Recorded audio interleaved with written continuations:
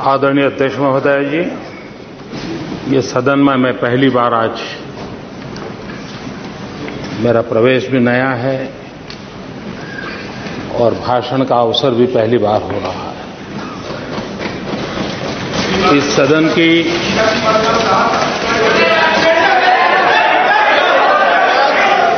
अधीर रंजन जी please. इस सदन की संसदीय परंपराएं बहुत ही उच्च रही हैं। इस सदन में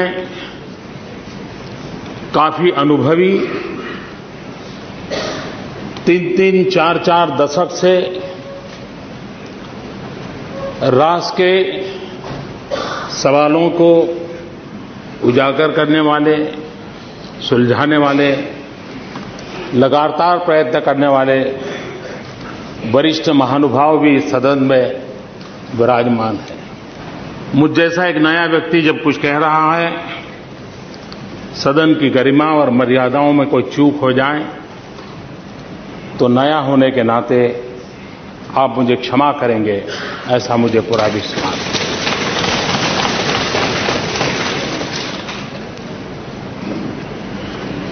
राष्ट्रपति जी के अभिभाषण पर लोकसभा में 50 से अधिक आदरणीय सदस्यों ने अपने विचार रखे हैं। मैंने सदन में रहते हुए कुछ और कुछ मेरे कमरे में बैठ करके, लेकिन करीब करीब सभी भाषण मैंने सुने हैं। आदरणीय मल्लिकार्जुन जी, आदरणीय मुलायम सिंह जी, डॉक्टर थम्बी दुराई जी, भर्तृहरि जी, टीएमसी के नेता, सभी वरिष्ठ महानुभावों को मैंने सुना।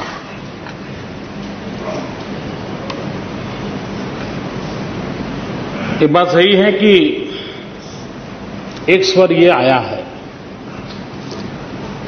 कि आपने इतनी सारी बातें बताई हैं, कैसे करोगे, कब करोगे?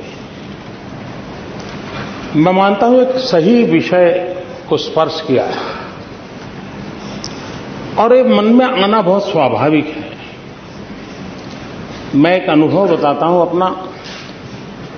मैं नया नया गुजरात में मुख्यमंत्री बन के गया था और एक बार मैंने सदन में कह दिया, मैं गुजरात के गांवों में, घरों में 24 घंटे बिजली पहुंचाना चाहता हूं।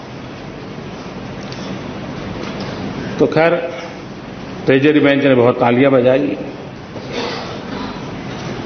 सामने की तरफ सन्नाटा था, लेकिन हमारे जो विपक्ष के नेता थे, चौधरी अमर सिंह जी, कांग्रेस के वरिष्ठ नेता थे, बड़े सुलझे हुए थे।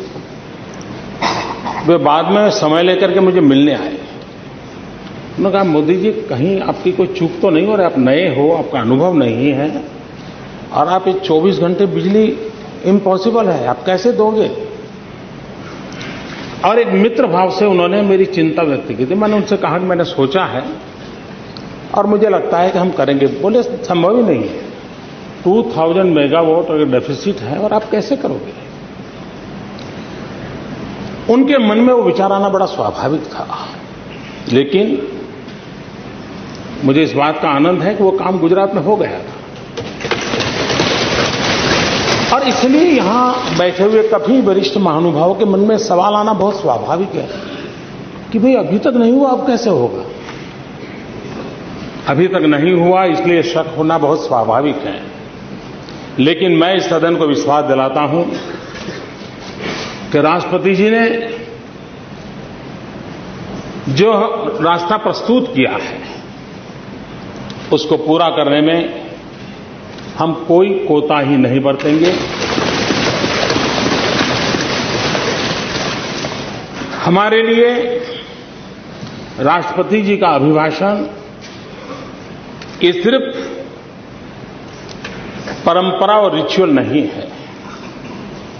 हमारे लिए उनके माध्यम से कही हुई हर बात